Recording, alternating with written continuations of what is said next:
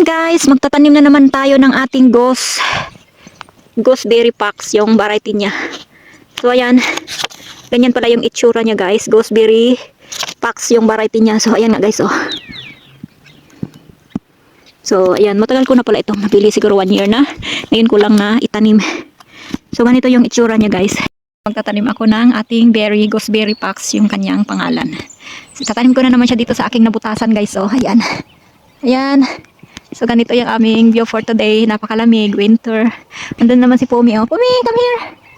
Pumi. Pumi. Come on. Ayan si Pumi. Ayan si Pumi guys, oh. Magtanim na tayo guys. Ito na nga guys, no, yung ating gooseberry.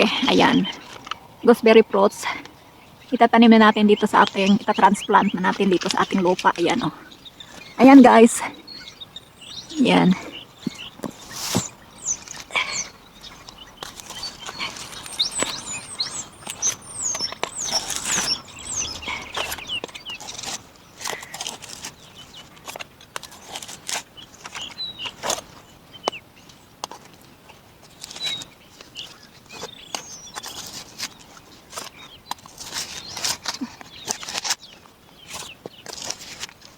Ayan guys, matagal na kasi ito tambay doon sa gilid guys, no, kaya dumikit na masyado yung kanyang kugat. So ngayon guys, tatanggalin ko na siya dito sa pot. Ayan. Ayan na siya guys. So ayan.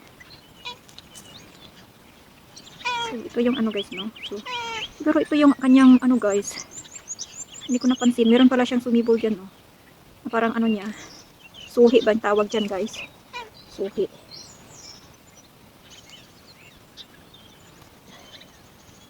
So, anyan din si Puma. Si Puma guys. Pinasamahan ako ni Puma dito sa aking pagtatanim ng mga fruits. Yan si Puma. Halika dito. Halika. Ganito kalambing si Puma guys. Na. Tanim tayo, Ming.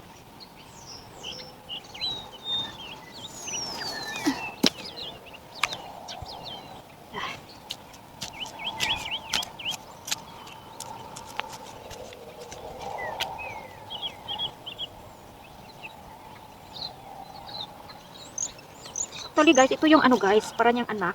Siguro tanggalin ko na lang to para itanim ko balik sa ano. Para siyang nagkakaanak na pala siya, hindi ko napansin. Siguro galing to sa mother tree.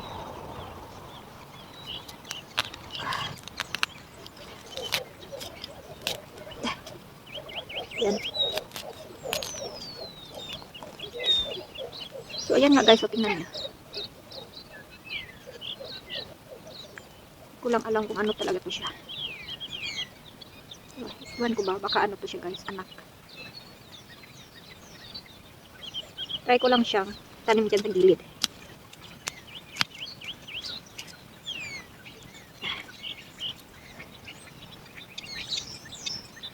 So ganyan si Puma. So ito naman yung kanyang ano guys, no? Ilagay ko dito sa fruits. Yung kanyang tag. Ayan o, yung tag niya. Yan si Puma. Pumi. Para makikita pa rin natin kung ano yung ating tinanim dito. O diha, tawa.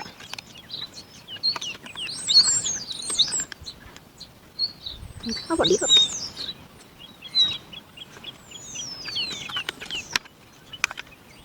O agoy, magtanong na po, hawa na. Hawa dito. Dinawa. Yan si Pumi guys.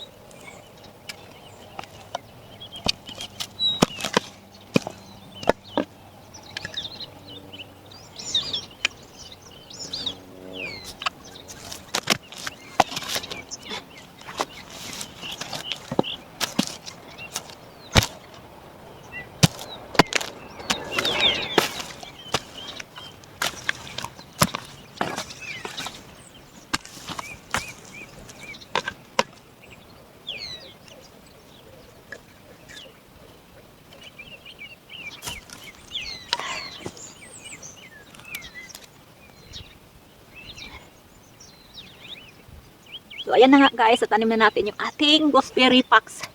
Red color.